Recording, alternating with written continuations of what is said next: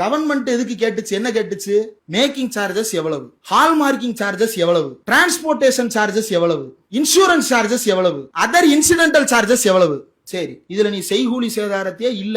இந்த கேட்டகரி போய் நேத்து விடி சதீசனை போய் பார்த்திருக்கிறாரு. யாரு? சாயாலுகாஸ் ஓனர். எல்லா அமைச்சர்களையும் போய் பார்த்திருக்கிறாரு. பார்த்தாரு, இங்க டெண்டர் ஓகே ஆயிருச்சு. என்னடா உரசுது, சரியில்லையே. இதுல நீ செய்கூலி சேதாரமே இல்ல. நம்ம லலிதா ஜுவல்லரி மொட்டபாஸ் மாதிரி நீ எல்லாத்தையும் சும்மாவே கொடுக்குறன்னு வச்சுப்போம். Hallmarking, BIS hallmarking. பிஐஎஸ் என்ன? Bureau of Indian standards. Hallmarking அதுக்கு சார்ஜஸ் இருக்கு. அரசு நிர்ணயித்த கட்டணம் எவ்வளவு?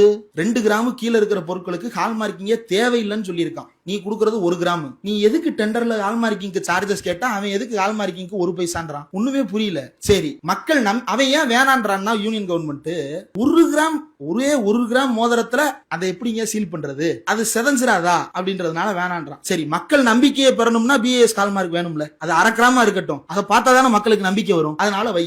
எப்படி வைப்ப? ஒரு மோதிரத்துக்கு 45 ரூபா கட்டணும் ஹால்மார்க் பிளஸ் 18% ஜிஎஸ்டி, குறைஞ்சபட்சம் 50 ரூபா. ஒரு மோதிரத்துக்கான பிஏஎஸ் ஹால்மார்க்கிங் சார்ஜஸ் 50 ரூபா.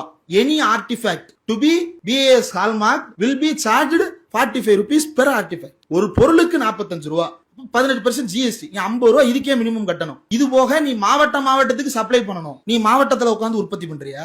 உற்பத்தி பண்ணாலும் நகை கடையில இருந்து எடுத்துட்டு போகணுமே. அதுக்கு பெட்ரோல் டீசல் சார்ஜ் போட மாட்டியா? எப்படி அது இல்லாம கொண்டு போவ?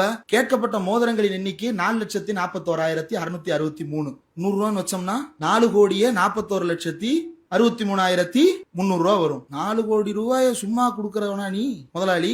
இதுல ஹைலைட் என்ன தெரியுமா? ஒரு பைசாவுக்கு டெண்டர் போடுறதுக்கு 5,000 ரூபாய் ஃபீஸ் கட்டியிருக்கான். 3,75,00,000 ரூபா செக்யூரிட்டி டெபாசிட் கொடுத்திருக்கான். கேட்டா இது பிராண்டிங்கா? அந்த பிராண்டிங்க என்ன மயிலரகுக்கு தமிழ்நாடு கவர்மெண்ட் மூலமா பண்ற?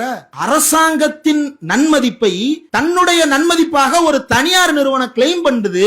அதை இந்த அரசாங்கம் வேடிக்கை பார்க்குது. இவர் கேக் வெட்டுற போட்டோ ஒன்று வந்துச்சுல, 12 மணி கேக் வெட்டுற போட்டோ. அந்த போட்டோவை வச்சு எத்தனை கேக் கம்பெனிக்காரன் ஒருத்தன் சூப்பர் மார்க்கெட், கனடாவில் இருக்கிற சூப்பர் மார்க்கெட் இந்த போட்டோவை வச்சுட்டு முன்னாடி அவன் சாக்லேட்டிங் கேக்கையும் வச்சிருக்கிற மாதிரி அவன் பண்றான். இது உங்களுக்கு வேற எதையாவது ஞாபகப்படுத்துதா? பேடிஎம் பண்ணுங்க. யார் வந்தா?